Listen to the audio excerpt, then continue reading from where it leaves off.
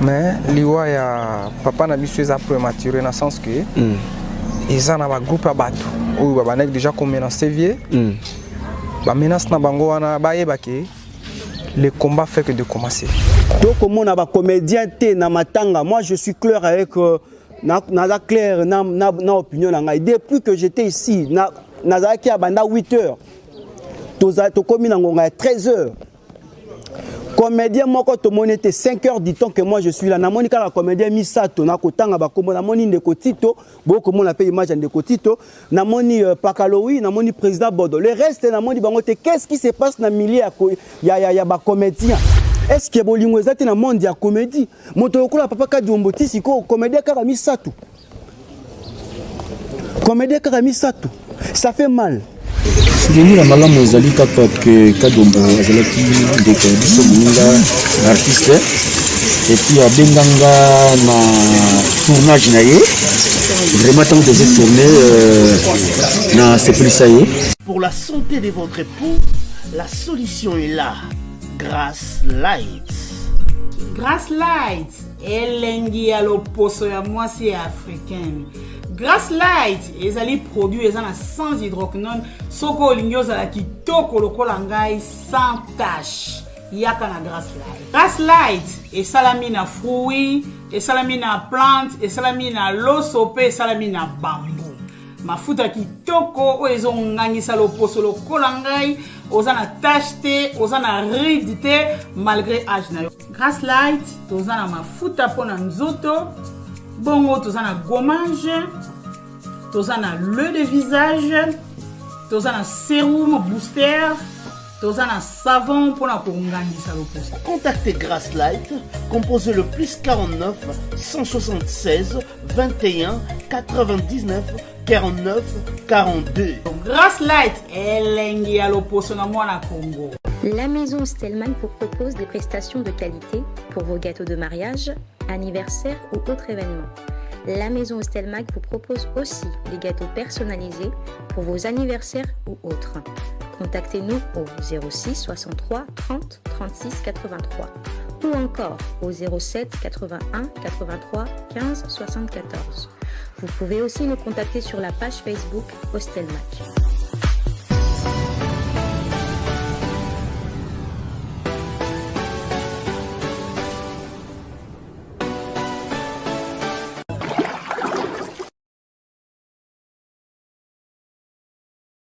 Makamba ko bouger et sili. Kaka na portable na yo, oza na Google Play Store, oza na Apple Store, allez, osala nini? O télécharger na kati ya portable na yo, o télécharger application mobile. Il y a Tap Sound. Donc TAP-SAND. Allez, niata to leka. O koti ba coordonnées bancaires na yo, o tindi mongo na yo na Congo. Sans frais, bandeko tala ba chance. Oh, frais d'envoi, exacté. Sans frais d'envoi. Bato baza na Congo, bako zwango, bongo, na Orange Money, to, bako kiko zwango, na Airtel Money, bazu yango malamoko na Congo, saminano, talanza menenga sala. Pour vous offrir bien plus qu'un flat hôtel et faire connaître la nouvelle expérience, Orideso Commercial Kinshasa à travers l'Afrique centrale écrit une nouvelle page de notre histoire. Un service de rénovation sans équivalent, conjuguant dans une même dynamique plusieurs offres d'exception. Flat Hotel avec de chambres de luxe, supérieures et exclusives, répondant aux normes internationales, Orideso est un palace iconique. Restaurant au menu exceptionnel, mini-salle de conférence qui dévance les attentes d'une clientèle toujours exigeante. Boutique d'habillement au tempo et à la mode. Orideso Commercial Kinshasa vous garantit le meilleur tarif pour vos frais et transferts d'argent avec une agence sur mesure et professionnelle. Aussi pour vos frais maritimes Paris-Kinshasa, Orideso, c'est aussi le commerce général. Vous voulez savourer l'ambiance de la capitale Kinshasa? Pas de panique. Orideso met à votre disposition un transport permanent de l'aéroport de Njili jusqu'à votre destination par réservation. Orideso, c'est aussi l'assistance voyage touristique et d'affaires. Oredezo est à Kinshasa sur l'avenue d'Ibaya Awitz, quartier Matonge, dans la commune de Kalamu, derrière la maison de la Bible. Pour tout contact à Kinshasa, plus 243 99 83 253 26 81 97 38 612. En Angola, plus 244 92 34 14 471. À Paris, plus 33 75 128 21 63. Oredezo commercial Kinshasa, toujours avec une longueur d'avance. Et nabayi Congomani surtout au bopé sakabiso matoi pour na kozwa ba information na temps réel. Alors pour na mokolo moi lelo yo tozali bongo na kati ya résidence ya mwana mboka Kadiombo Tatuka Diombo azali ki bongo au comédien à un moment et puis à kota ki bongo na mai matali politique. Alors Papa Kadiombo lelo atiki biso aujourd'hui le 16 juillet à Koufa Kibongo na 3 heures. Moi j'étais là sur place parce que na Ngonga y a 7 heures na Kibongo na morgue et puis tokendaki na Katu il y a morgue. Pardon, qu'est-ce que j'ai dit na hôpital et puis hôpital tokendaki na morgue azaki na Kati ya hôpital. Il y a clinique médecin de nuit ezali côté associmat et puis balongola qui est tant à Koufi balongoli wana bakene na morgue ya 50 heures parce que beaucoup on a déjà ba image. Alors Toza nakati ya résidence naye tokozwa bongo ba interview ya bato bakopesa ba témoignage mais super bakoso bitinya mambi matali politique parce que balobaki à un moment donné Papa Kadiombo akotaki bongo na politique alongwe pardon na domaine naye o ezali initial domaine naye ya comédie akotaki na kati ya politique donc a politizaki comédie naye. Alors na ba ikongomani auto baza sur place bakopesa bakoso bitinya bongo mambi matali témoignage parce que liwanae moi je suis journaliste je ne peux pas confirmer directement l'information comme ça je dois dire au bakamu bato ba koloba parce que ça appelle selon de l'ontologie ba diffusera pe ba rimer si aussi notes aller belé nakanga mususu bato ba koloba ete Papa Kadiombo bandaki déjà ba menace avant liwanae azaki bongo menacé na ba criminel azaki bongo menacé na ba poison azaki bongo menacé na côté mususu ba koloba Papa Kadiombo ezali bongo Covid-19 wana na ngambo mususu ba koloba ete tellement banaye ko attaquer ba homme politique vu que politique ezali mo eloko ya molili ya l'obscurité dans la politique nde memi Papa Kadiombo parce que tango azalaki na comédie ba menace so banaye ko zo avant mort na ezala quitté kaka tango akoti na mambi matali politique ba analyse na yebale ko sala et surtout tant asali makambu ya loi ya Noël Tchani o nécessité voilà ba problème belé. Alors nande ko tonton Imako yende tokozwa ba interview na ba ikongomani o bazali sur place. Alors suivant avec tonton Imako.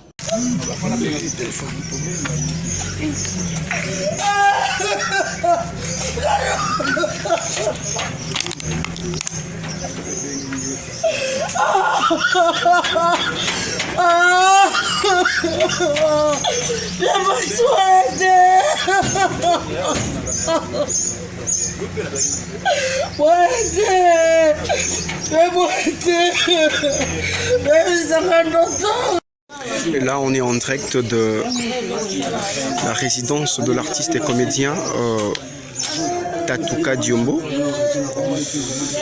oya Koufa Kibongo na mokolo mwa lelo yo vendredi le 16 juillet na heure il y a 3 heures du matin. Alors souci de vous informer en temps réel, on est en direct de sa résidence, hein, en direct de son domicile. Vous voyez, il y a des artistes, nous voyons là-bas Junior, vous le connaissez très bien aussi.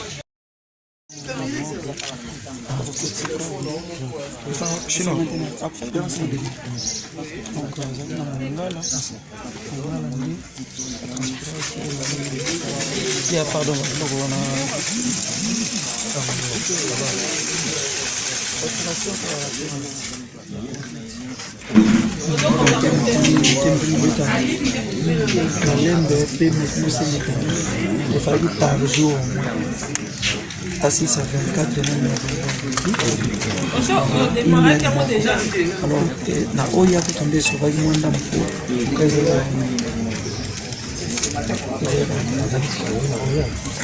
Tango le monde normal, on transféré dans au Yandé, dans la possibilité de médecine.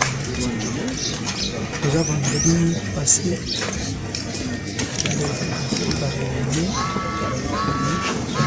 les jours,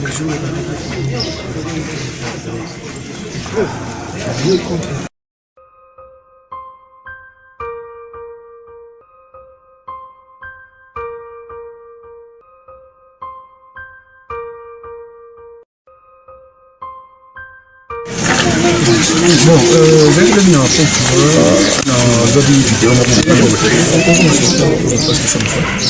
vu le vidéo moko boye bazosala biso moko baser moko yaliwa na ye bazosape video modo apres na ntongo mpona video alobaki ke aza na ag ndenge nalandaki na ntongo bakoprendre oyo bisiko ke kufi abengi roka confirme yango bongi toye tonzwa na ye na pesi na ye ya butu na ye abenganga tonzwa ye fois kote ya salon avant que ça, après une semaine, 2 semaines, ça comment non, quels sont les meilleurs souvenirs de votre côté?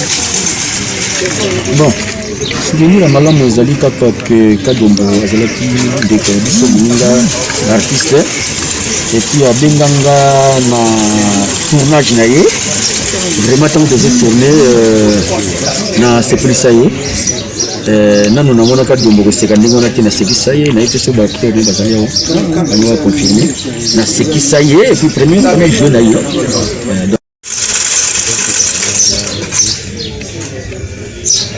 On a une information, on a envoyé ça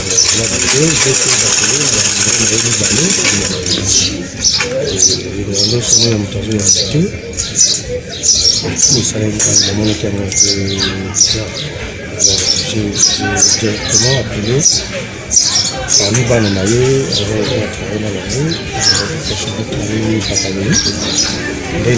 nous, en tout cas, l'information selon laquelle alors, Papa Kadiombo n'est plus. Alors, à Otozali, na batu ya base na ye, parce que surnommé qui le pango ya Papa Kadiombo lokola Kingakati. Alors, bango bazali bato bako kopé sa biso une information fiable par rapport à peut-être total loi ya Papa Kadiombo ou soit comportement qui na kati ya quartier parce que vous savez très bien bako zanga ba témoignage té. Alors, on décomboté. Mbote ndeko. Kombo zali na ndeko. Kombo nanga Luison Kaloma. Ndeko Luison Kaloma, c'est ça? Ouais. Alors, témoignage nini oyo au koki kozala nango par rapport ya Papa Kadiombo. Ya malamu otika nango. Ndeko nanga na moi pasi ya. OK. Pour papa wa uchokinde azala po nanga papa pinga oyo ya papa. OK. Parce que Ucholoba ki base Kingakati ainsi de suite. Nga nazalaki mwana oyo abana kovanda na ye na ndako. OK. Tovandi na papa plus de 6 ans. Azali papa mo oyo abanuza na molimo motema ya papa. Sia mabezali. Akovandisa biso. Na ndeko nanga aza pembeni awa. Ki Luison Blaise tala. Ce qui tous en a problème. En tout cas, c'est un papa qui a assisté à jouer rôle d'un qui papa. Oui. À 100%. OK. Mais lelo par rapport à l'information écolique parce que bino boza bato bovana Papa Kadiombo. Réellement bino boyebi Papa Kadiombo bien et lo roni memi Papa Kadiombo na liwa. Voilà selon yo en fait pour nga liwa et lo memi papa na liwa d'abord liwa eza mystère nzambe. OK. Mutunyo so bisonyo so destin na biso za liwa. Mais liwa ya papa na biso eza prématuré na sens que ils en a un groupe à battre ou ba nek déjà comme en Sévier. Ba menace na bango wana ba yebake le combat fait que de commencer. OK. Kadiombo azalaki papa mo icône pour na biso a formé belé. Peut-être bino bokanisi bozuye nzoka tout le monde makam. Azaki menacé pas bateau. Azaki menacé pas bateau. Ba criminel. Bon, en fait, na kolo ba criminel parce que si je me souviens bien, en 2017. OK. Tout ça a wana kati lopang na ndako to lali na butu to la muki ba yaki ba yili biso bilo na dépôt. OK. Bon tellement ezaki ba bilo mo oyo to kwa ko ganga na ngote c'est de suite to tikaki. Et dernièrement ba yeli susu ba koti na ndako ba zui wala ka na 2021 en 2021 même pas 3 semaines. OK. Ba yibi télévision ba zui kaka ba matériel oyo isalaka ye azala mutu. OK. Na ba émission na ye. Alors comment on a été ba koyiba ba matériel kaka oyo isalaka sala ba émission et diffuser ba émission, est-ce que batuana ba yaki po asalaka ba émission to pezali kaka na monde mususu? En fait bon wana moyen to lobizati. Parce que papa uchokende lelo tuzana nko se réserver. OK. To yebi o to koloba lobby parce que to bana ko vana na bango batuana ba yebi ki makambo bana ko sala des fois papa bana ko zonga alobi na sabi les enfants tala neti ngani na loba na binunga na kati ya chambre na ye soka za malade fièvre ou quoi ngamutu na bana ko memele verre à main na chambre. Donc il me parlait beaucoup de choses mais to yebi makambo to za ba oyo ba seulement na bango ba sala ngona ndingi na bango mais to bana ko dénoncer bango to bana ko dénoncer bango muto akufi déjà quand est-ce que ba cause la bo dénoncer parce que c'est le temps ya ko dénoncer moni neza bo muté mizana no bien té ko perdre o azali pona biso cher parce que au monde to vandi bo to ko lo bano lelo biso tuza aba to souffrir na mboka Congo mais le papa qui est parti abana ko sunga biso. On est tous de pères et familles de mon avis. Des fois, on va je viens chez ce papa ici, je lui dis papa, tala, à 8, 200, 300 $ à Pessina. Mon qui ils ont un avantage nanga. Ko perdre ye nana wa opesa ngalobi mbongo. OK. Sans soin bon. Tout ça qu'on s'est réservé. Mais beaucoup dénoncé. S'il fallait mais nécessairement tout dénoncer parce que ils ont là au katinga lokolote. On a vengé. D'accord, merci beaucoup. On découpe ça, on découpe sous micro. On découpe Mbote. Oui, Mbote. Alors, par rapport à Yaliwa, Papa Kadiombo, est-ce que Papa Kadiombo Liwa n'a pas bongo politisé Ndeba Tumsuba Koloba? Bon, pour éviter Liwa, ils ont un Nzambe, mais justement, président Azaki Moutumoko, Azaki Social Nabatu. OK. Biso nous sabanda ko benga biso à tout moment, on a basé musala quoi, Azaki technicien et électricien bandako benganga dernièrement toto zana président abimaki azongi azunga pa nanga liboso nanga na mutuka. OK. Tuye tukoti na changer bampoule esili to sololi to seki nda biboda zelanga moi minti mkena zona mpamo ana sola nae. Bon namo déjà presque za ma temps papa ba musana zaki nango nde na siminzela na bimi na kena ba keno lobi to kutana papa.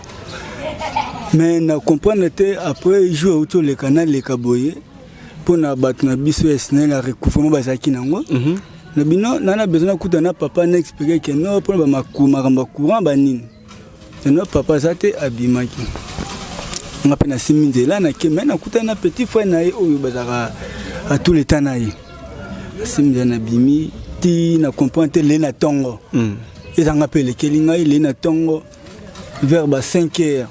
Madame Nanga Bisankeno, boda, la mouka président a soit invité à Zarokouf. Et lesquels n'ont ma casse. Nobino, président toutes les années dernièrement. Comment possible le président a qui nous couvre arabe? Tandis que non, la fois passée, Bamibi Bakota qui est panaye, na le pont à Bavoisin, Nenga Sima, n'escalé Bayaki ko côté la Nanda, Batiki Angwesikana. Bakoti bazu o singa ikozwa si tout normal o italaki mamba privé ya vinaye bazu babiloko bakei bon to yebite bite bango zaki nini bazu bakei mais l'islope boma mega entre biso bato bureau neto zana président et singa ko publier penalité peut-être pour ba mibi misuto kanga bango bongo et quoi c'est loko azoteka so dans quartier roteka boromona ye bokanga mais to te romona pe mutute jusqu'à un moment que non to no président to kufa donc ezole que la biso makasi tandis que président za mutumoko ya za muluba menga na za mu Congo ota mopanzi nanga muta bandundu ozonga be muswali onokona suka mukongo parce que président azaki mutu moko azaki social na bato bande ko kipete keno oyo muluba oyo mukongo to bande olena président sika moko tozomela tozoseka vraiment azaki social na bato.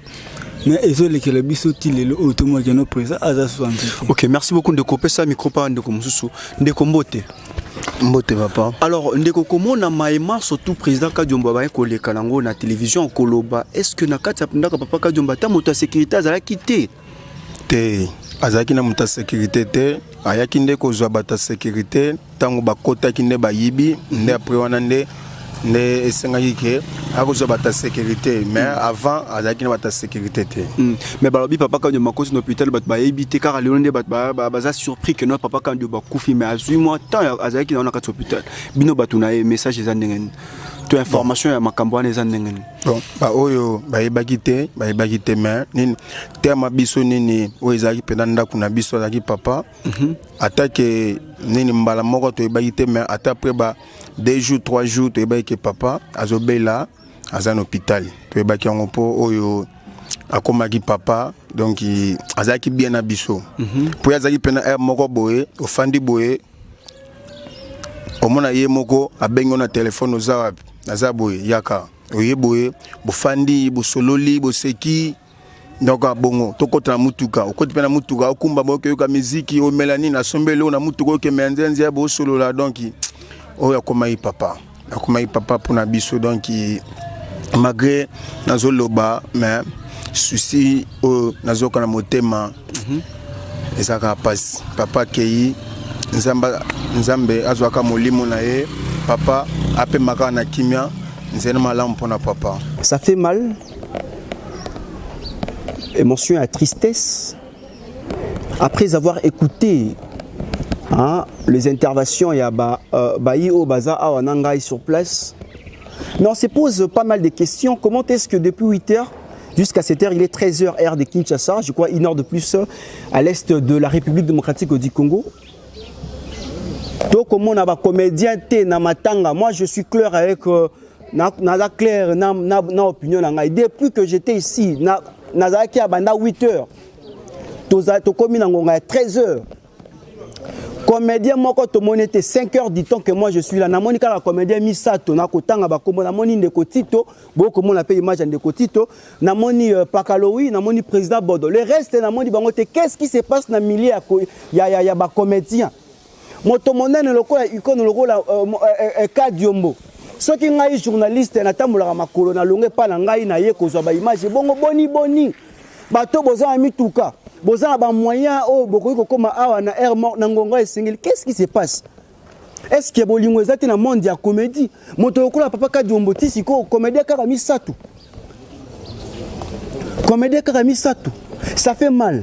Mais je ne suis pas là pour nous citer comme un comédien bayete mais bien mon abi car 3 comédiens car baye na matanga papa et puis leur bon sous famille il y a deux fois ba boy presse kota est-ce que ba moni était mon salaire après ba ko semer ba trouble le ko la matanga mama chako tu ezali nini moi ya kokota na kati ya lupanga papa Kadiomba ezalité pourquoi parce que famille ba lobi était presse à kota te qu'est-ce qui se passe lelo to pesi bino kaka ningisa to pesi bino ba témoignage ya bayi kongomani ba lui papa ya matanga papa Kadiomba mais avec le temps to koyeba vraiment réellement qu'est-ce qui s'est passé pour te baboya ba journaliste ba kota to pe ngambo mosusu ya ba comédien est-ce que bazali sous-informé to pe zali kaka manque ya volonté parce que bayeba ka moto ya malamu na ngonga oyo bayeba ka moto ya malamu na ngonga pasi moi c'est papa Kadiomba bazali mais comédien kaka misato. Alors quant à moi je dis d'abord merci à toi Imak derrière la caméra, merci aussi à toi Laetitia Nzouzi Mwanza, la femme posée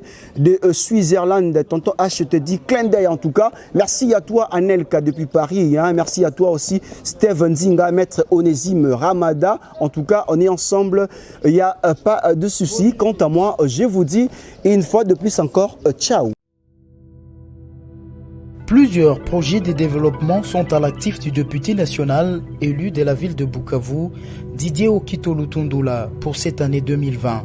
Proche de ses électeurs, le vice-ministre de l'économie nationale a porté sa contribution dans plusieurs domaines de la vie. Dans le domaine de la santé, alors que le monde fait face à la pandémie à Covid-19, Didier Okito à travers la Fondation Dole, a procédé à la distribution de 15 000 cache-nez aux habitants de la ville de Bukavu pour leur permettre de se protéger contre le coronavirus. Il a également organisé plusieurs séances de sensibilisation contre cette pandémie. Des outils aratoires ont été distribués aux habitants dans le 56 avenue et des séances d'évacuation des déchets ont été organisées dans différents marchés de Bukavu. Dans le domaine social, la Fondation Didier Okito a apporté son assistance aux victimes de plusieurs cas d'incendie enregistrés dans la ville de Bukavu.